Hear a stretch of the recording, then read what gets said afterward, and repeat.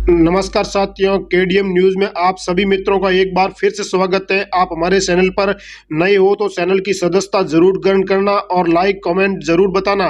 लेकिन आप कहां से वीडियो देख रहे हैं ये भी हमने कमेंट बॉक्स में जाकर हमें जरूर बताना। हम आज बातचीत करने वाले हैं 2024 को लेकर, लोकसभा चुनाव को लेकर ओपिनियन पोल लेकर हाजिर हो गए हैं। 2024 में किसकी सरकार बनने जा रही है, केंद्र के अंदर किसका 15 भारी नजर आएगा, इसको लेकर ओपिनियन पोल की ओर चलते हैं। आपको बिहार के अंदर बात करते हैं, 40 विधानसभा सीटें हैं, लेकिन भाजपा की यहाँ बात करें तो 14 पर नजर आती हुई दिखाई दे रही है। लेकिन महागठबंधन कांग्रेस की बात करें तो 26 पर नजर आती हुई दिखाई दे रही है। लेकिन हम लोकसभा ओपिनियन पोल 2024 के बारे में बात करने वाले हैं। लेकिन इससे पहले बता दें कि उत्तर प्रदेश से कुल 25 विधानसभा सीटें हैं, लेकिन यह भाजपा की बात करते हैं तो 45 पर नजर आती हुई दिखाई दे रही है। लेकिन कांग्रेस महागठबंधन की बात करें तो 35 पर नजर आती हुई दिखाई दे रही है। लेकिन उत्तर प्रदेश में कुल 25 लोकसभा सीटें हैं। लेकिन लोकसभा ओपिनियन पोल 2024 के बारे में हम बात कर रहे हैं। लेकिन इससे पहले बताते हैं कि पंजाब के अंदर बात करें तो 13 लोकसभा ओपिनियन पोल है, लेकिन सीटें हैं। लेकिन पंजाब के भाजपा की बात करें तो 0 पर नजर आ रही है। महागठबंधन की बात करें तो 5 पर नजर आती हुई दिखाई दे रही है। पंजाब के अंदर 13 लोकसभा सीटें हैं।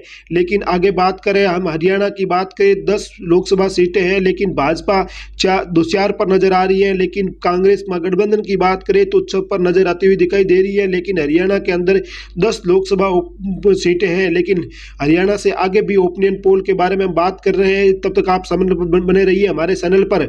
लेकिन असम की बात करें 14 विधानसभा लोकसभा सीटें हैं, लेकिन भाजपा 9 पर नजर आ रही है। लेकिन कांग्रेस महागठबंधन की बात करें तो 5 पर नजर आती हुई दिखाई दे रही है।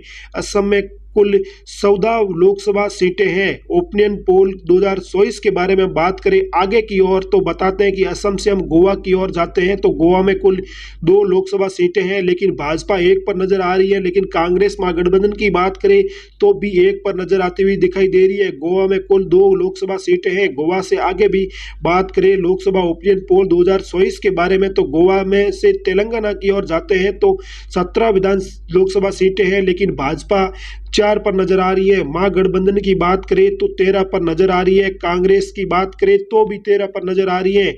लेकिन तेलंगाना में कुल 17 लोकसभा सीटें हैं।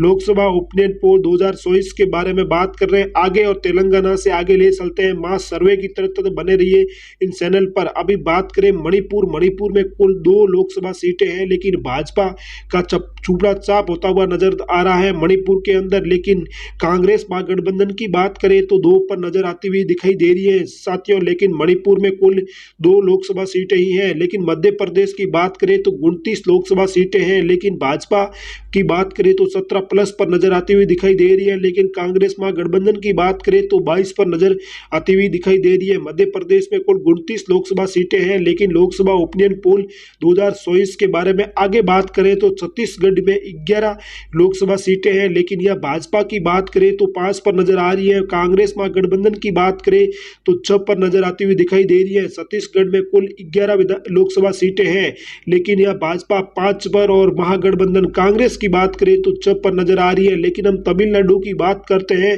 कुल 39 लोकसभा सीटें हैं, लेकिन यह भाजपा की बात करें तो 13 पर नजर आती हुई दिखाई दे रही है।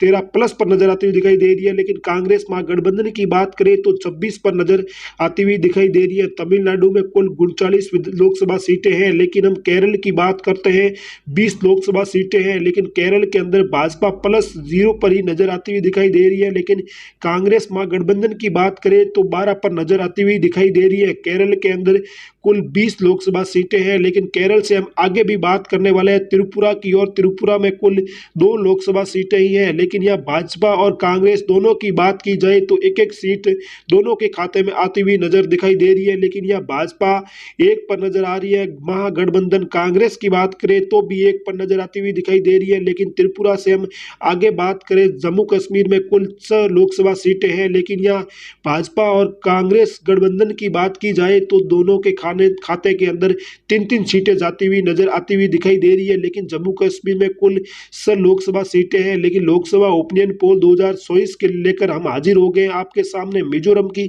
बात करते हैं तो 1 लोकसभा सीट है, लेकिन भाजपा और महागठबंधन की बात करें तो यह भाजपा के खाते में 0 सीट नजर आ रही है, लेकिन महागठबंधन कांग्रेस की बात करें तो 1 नजर आती हुई दिखाई दे रही है। लेकिन मिजोरम के अंदर 1 लोकसभा सीट है, लेकिन मेघालय की बात करें तो 2 लोकसभा सीटें नजर आती हुई दिखाई दे रही है। लेकिन यहाँ पर भी भाजपा का चुपड़ा चाप होता हुआ नजर आ रहा है। लेकिन यह कांग्रेस महागठबंधन की बात करें तो 2 पर नजर आती हुई दिखाई दे रही है। लेकिन यह मेघालय में कुल 2 ही लोकसभा सीटें हैं। लेकिन हम लोकसभा ओपिनियन पोल 2024 के बारे में अरुणाचल प्रदेश की बात करें 2 लोकसभा सीटें हैं, भाजपा 1 पर नजर आ रही है। महागठबंधन कांग्रेस की बात करें तो भी 1 पर नजर आती हुई दिखाई दे रही है।